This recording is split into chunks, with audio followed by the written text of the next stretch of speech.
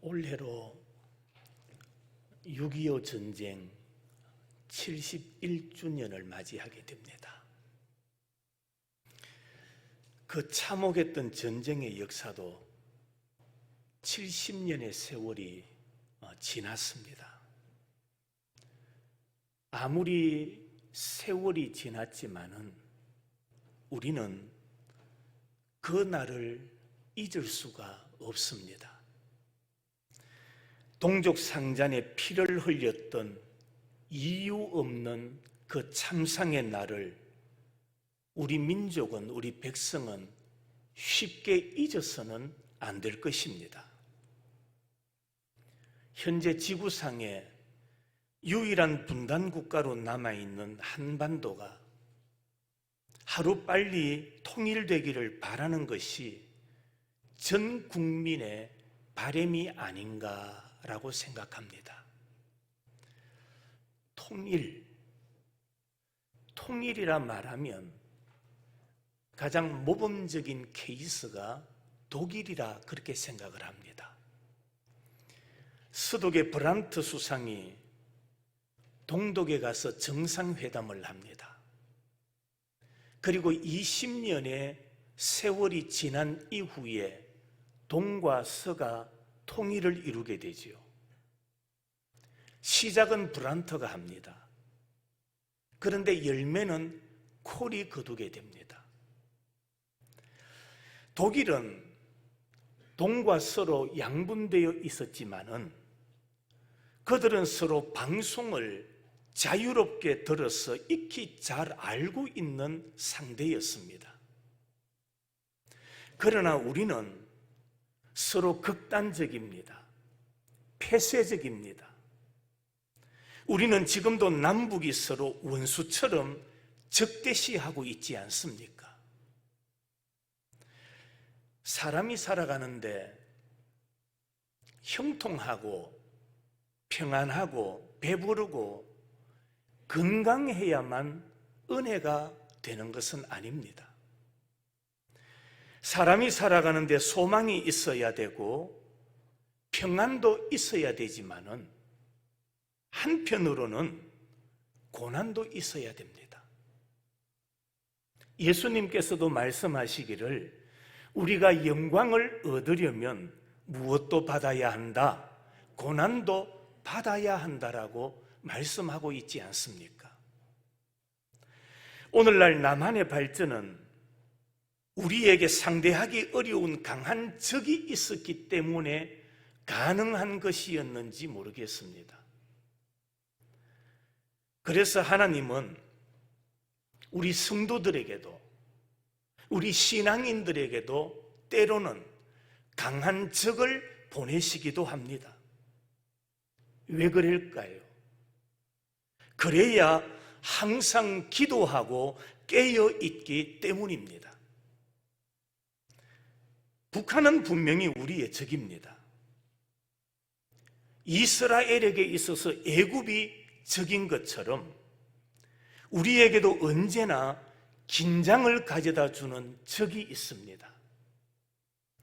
하나님은 이런 적들을 통해서 때로는 우리에게 환난을 주시고 전쟁을 주시면서까지 우리로 하여금 긴장하게 만드시는 겁니다.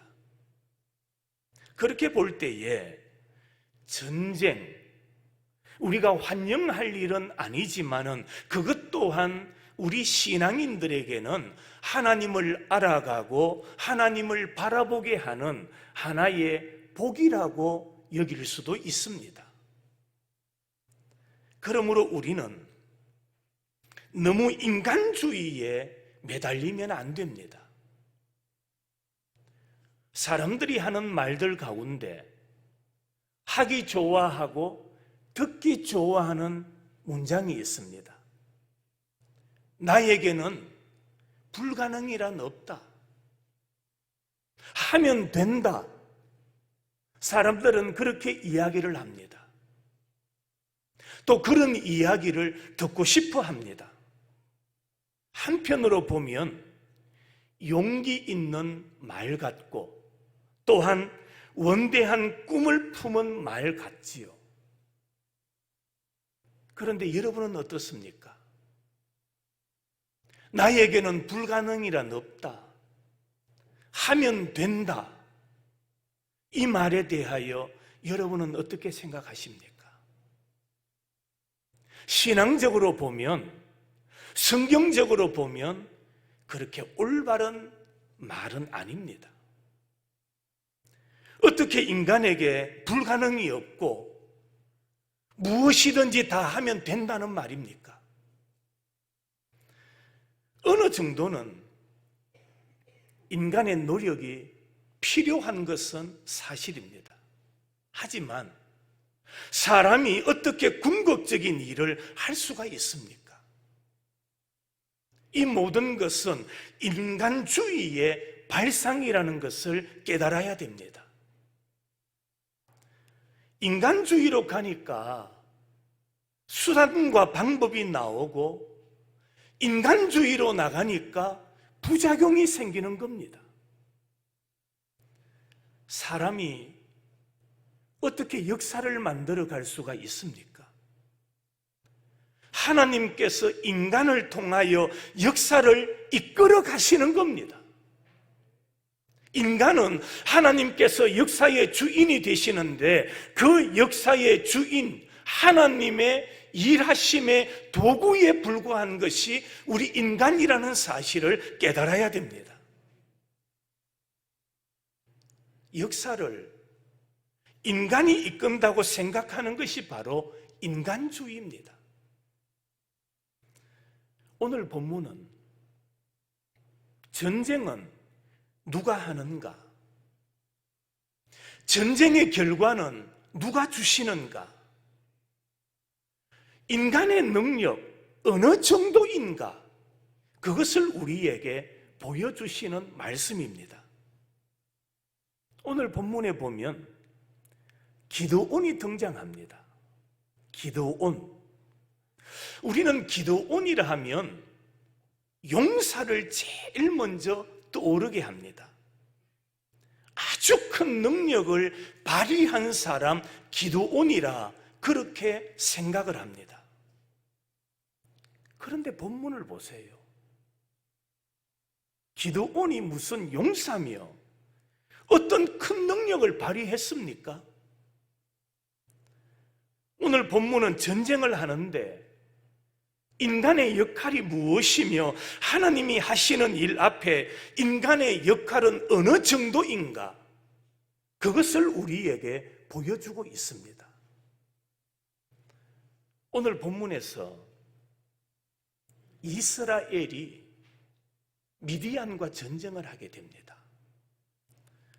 12절에 보니까 미디안 사람들이 아말렉 사람, 동방 여러 나라들과 연합군을 조직해서 이스라엘을 침입합니다. 공격을 합니다. 성경은 이 미디안의 연합군이 얼마나 많았던지 그들은 메뚜기 떼 같았다라고 표현하고 있고, 뿐만 아니라 해변에 모래같이 많았다라고 말씀하고 있습니다. 역사적으로 보면 오늘날 숫자적으로 볼 때에 이 미디안의 연합군의 숫자가 어느 정도가 될까? 약 20만 명이라고 봅니다. 20만 명. 그런데 이스라엘 군대는 몇 명입니까? 2만 2천 명입니다. 20만 대 2만 2천 명의 대결, 전쟁, 싸움이라는 말입니다.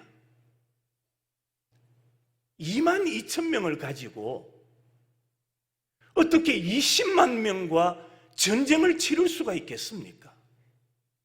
그런데 하나님께서 기드온에게 다시 말씀하시기를, 그 중에서 두려워 떠는 자들은 집으로 돌려보내라고 하십니다. 두려워 떠는 자를 돌려보내고 나니까 남은 사람이 얼마였느냐? 1만 명이었습니다. 20만 명 대 1만 명. 그 숫자로도 전쟁에 나가 이길 수 없는 그런 상대인데, 하나님은 그 숫자들 가운데 걸러내라고 말합니다. 어떻게 걸러냅니까? 물을 마시는데 무릎을 꿇고 엎드려서 마시는 자와 손에 물을 떠서 마시는 자를 구별하게 됩니다. 손에 물을 떠서 마시는 자가 몇 명이었습니까? 300명입니다. 그렇다면 몇 대 몇입니까? 20만 명 대 300명입니다. 이 전쟁 누가 이기겠습니까? 어느 군대가 승리할 것 같습니까? 해보나 마나 결과는 뻔한 전쟁이지 않습니까? 여러분에게 묻습니다. 300명의 군사, 그들이 가지고 있던 무기는 뭡니까? 그들의 손에 들린 것은 뭡니까? 세 가지입니다. 항아리, 횃불, 나팔. 고작 이스라엘의 300명 용사가 그들 손에 쥐고 있는 것이라고는 항아리와 횃불과 나팔, 이것으로 20만이나 되는 미디안의 연합군대와 싸워서 어떻게 하겠다는 겁니까? 그런데 전쟁을 합니다. 전쟁이 일어났는데 결과는 여러분이 잘 아실 겁니다. 20만이 이겼습니까? 300명이 이겼습니까? 전쟁은 300명의 승리로 끝이 났습니다. 자, 그러면 여러분에게 하나 질문을 합니다. 300명이 전쟁에서 승리를 했는데 기드온과 300명의 용사가 한 일이 뭡니까? 그들이 어떻게 해서 이 전쟁에서 미디안의 연합군대와 싸워서 이길 수 있었을까요? 한마디로 말하면 그들이 한 것은 아무것도 없습니다. 아무것도 안 했습니다. 그러면 이 전쟁에서 승리했습니다. 누가 전쟁을 했습니까? 전쟁을 누가 했습니까? 모두 한번 따라 하실까요? 모두 하나님이 하셨습니다. 하나님이 하셨습니다. 100% 이 전쟁 하나님이 하신 것이라는 것을 우리들에게 알려주고 있는 겁니다. 기드온이 한 전쟁도 아니고 300명의 용사가 했던 전쟁도 아니고 이 전쟁은 누가 한 전쟁이다? 하나님이 하신 일이다. 따라하십시다. 하나님이 하셨습니다. 믿으십니까? 하나님이 하셨다라는 것을 우리들에게 알려주고 보여주고 있는 겁니다. 우리는 하나님의 섭리를 잊어서는 안 됩니다. 이 세상에서 일어나고 있는 근본적인 문제는 하나님이 푸십니다. 하나님이 해결하십니다. 여러분,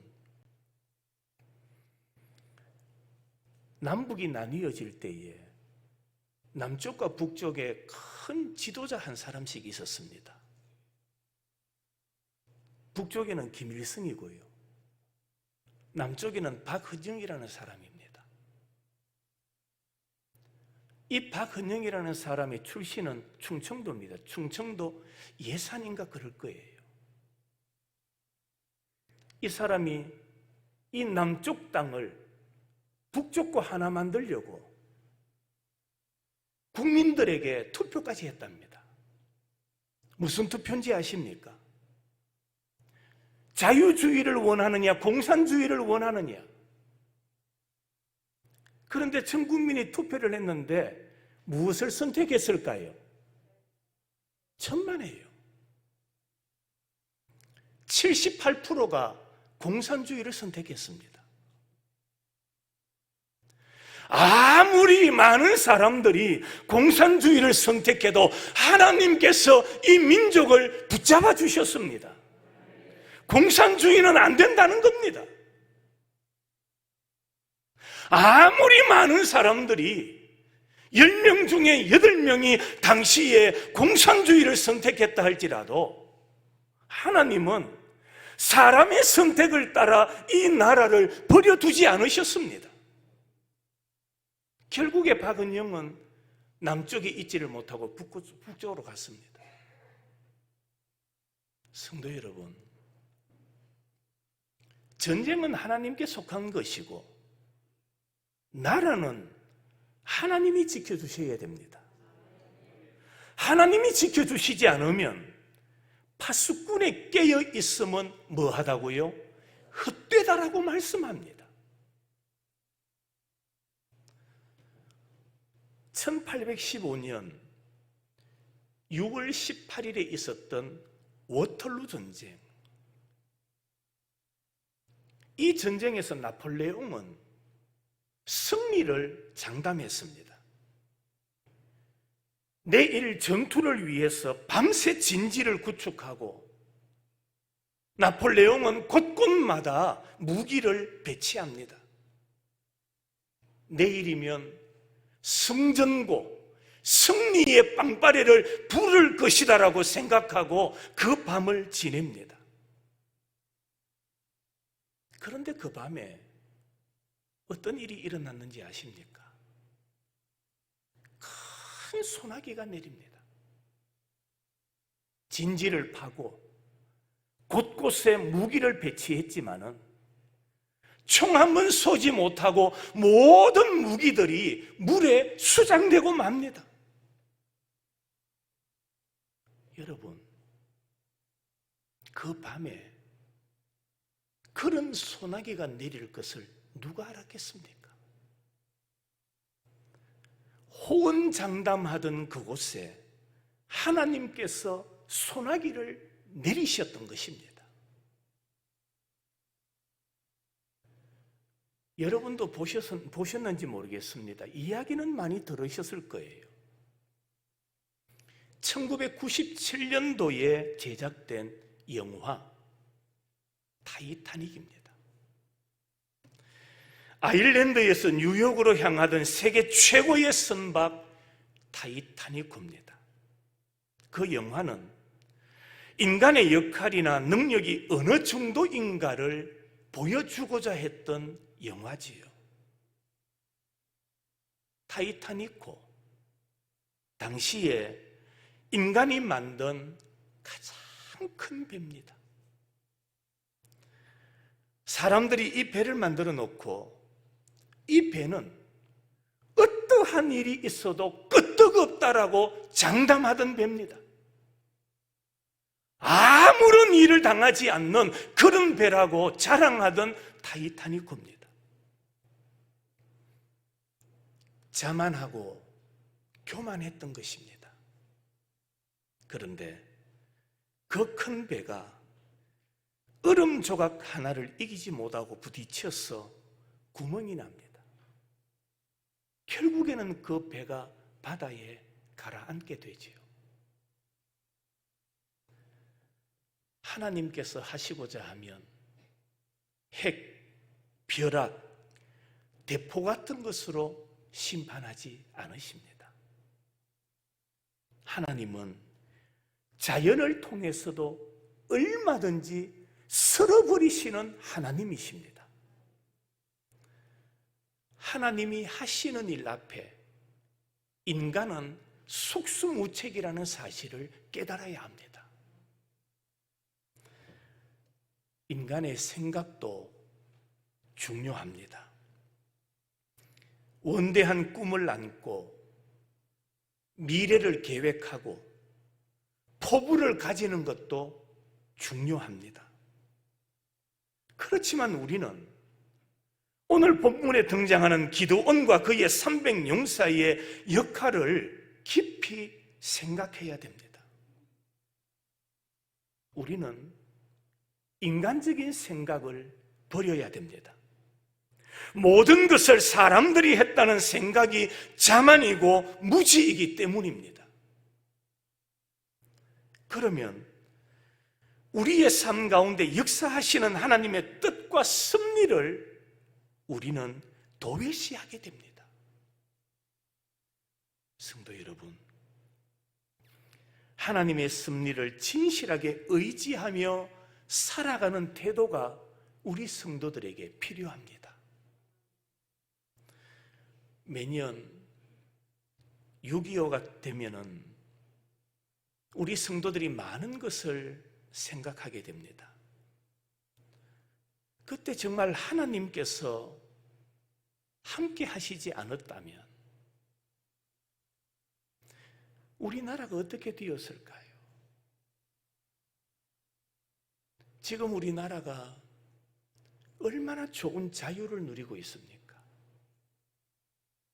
자유 대한민국이 되지 못하고 그 당시에 우리나라가 공산화가 되어버렸다면 어떨까요? 공산화가 되면 제일 먼저 잃어버리는 게 뭐냐 하면 종교의 자유입니다. 자유를 잃어버리게 됩니다. 여러분, 지금 북한 땅에 무슨 자유가 있습니까? 무슨 기쁨이 있습니까? 무슨 평안이 있습니까? 공산화가 되어버리면 자유를 빼앗기게 됩니다. 또 두드러지게 나타나는 현상이 뭔지 아십니까? 여러분은 얼마나 배부르게 먹고 삽니까? 그렇지 않습니까? 우리나라 사람은요, 이제 먹는 문제보다는 살을 빼야 되고 건강을 지켜야 되는 거기에 목적을 두고 살아가고 있습니다. 이렇게 잘 먹고 사는데 공산화가 되어버리면 뭘 먹겠습니까? 여러분도 방송을 통해서 보셨겠습니다마는 북한 주민들은 우리나라 사람들처럼 덩치가 크지를 못해요. 키도 작고요. 덩치도 작고요. 왜 그렇습니까? 못 먹어서 그렇습니다. 잘 먹으면 사람이 크는 거예요. 키도 크고 몸집도 커지고. 우리가 자유를 잃어버리고 공산화가 되어버렸다면 어떻게 마음껏 먹으면서 살 수 있을까요? 며칠 전에 전라도 쪽에서 자영업을 하는 어떤 분이 방송에 나와서 그런 이야기를 하더라고요. 이 코로나 시대에 우리에게 도움이 된 것은 정부에서 주는 지원금이 아니다. 지금 우리가 살 수 있었던 것은 여러분들도 아실 거예요. 휴대폰이나 인터넷을 통해서 사용하는 배달 앱 아십니까? 음식을 배달하지 않습니까? 우리는 시골에서 전화해서 배달하기도 하겠지만 젊은 사람들은 앱을 통하여 음식을 주문하는 겁니다.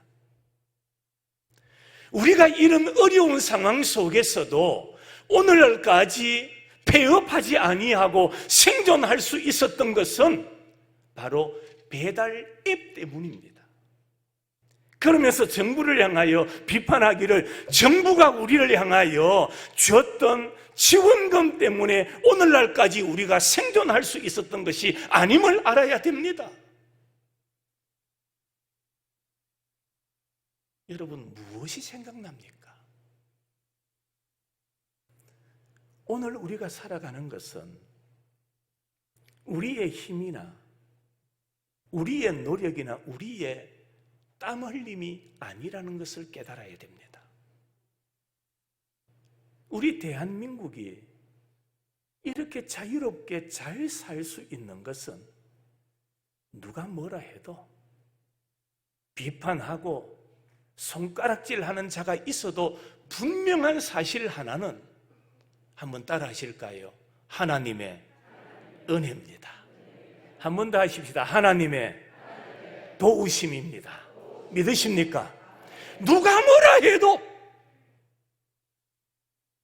어떤 사람이 비판하고 손가락질한다 할지라도 분명한 사실 하나, 우리 대한민국이 이런 자유와 부유함을 누릴 수 있는 것은 전적인 하나님의 도우심이요 은혜임을 믿으시기를 바랍니다. 그렇다면 앞으로 우리나라가 잘 살고 평안을 누리고 자유를 누리며 사는 길은 무엇일까요? 그것 또한 하나님의 도우심입니다. 여러분, 우리가 먹고 살만하고 삶이 윤택하다고 해서 하나님을 잊어버리면 안 됩니다. 하나님을 외면하면 안 됩니다. 이전에도 하나님이 우리의 도우심이었고 지금뿐만 아니라 앞으로도 하나님이 도와주셔야 우리 대한민국이 참된 자유를 누리며 살아갈 수 있음을 믿으시기를 바랍니다. 그렇게 볼 때에 6.25는 우리가 싸워서 이긴 전쟁이 아니라는 겁니다.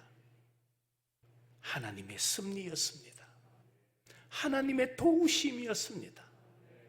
사랑하는 성도들, 묵묵히 하나님의 섭리하심을 믿고 기도하면서 하나님만 전적으로 의지하며 살아가는 우리 성도들이 되시기를 간절히 소망합니다.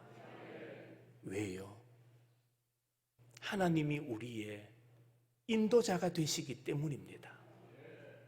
시편 23편에 여호와는 나의 뭐가 되시니? 목자가 되시니 내게 뭐가 없도다. 부족한, 여호와를 목자로 삼고 사는 사람은 부족함이 없도록 만들어 주신다는 겁니다.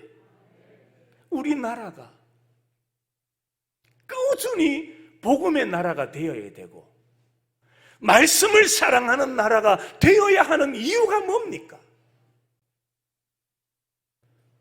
복음의 나라가 될 때에 여호와 하나님이 우리의 목자가 되어 주시기 때문입니다.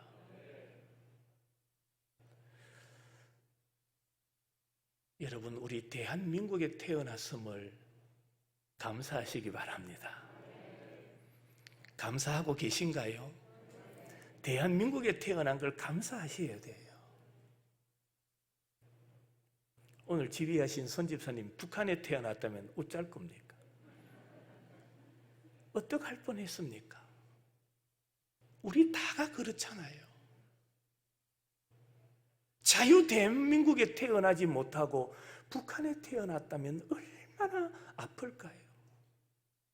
얼마나 힘들고 괴로울까요?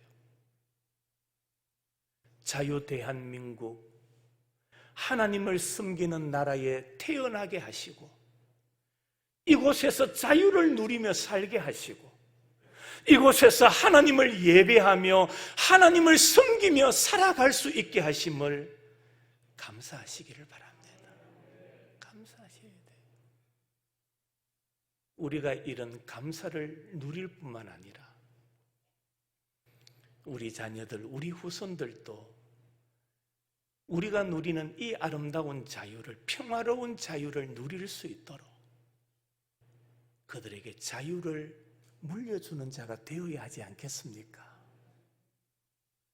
나만 누리는 것이 아니라 우리 후손들도 이 평화로운 자유를 누리며 살아갈 수 있도록 우리 모두 하나님의 도우심을 구하고 하나님만 의지하고 하나님만 따라가는 우리 모든 성도들과 가정과 이 민족, 우리 대한민국이 될 수 있기를 주님의 이름으로 축원합니다.